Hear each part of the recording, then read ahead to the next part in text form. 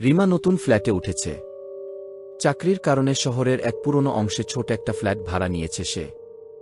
বাসাটা ভালোই, কিন্তু একটা অদ্ভুত ব্যাপার রয়েছে। বেডরুমের এক কোণে দেয়ালে লাগানো একটা বড় পুরনো আয়না।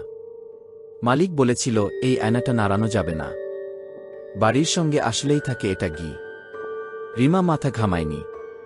কিন্তু কিছুদিন পর থেকেই অদ্ভুত ঘটনা শুরু হলো।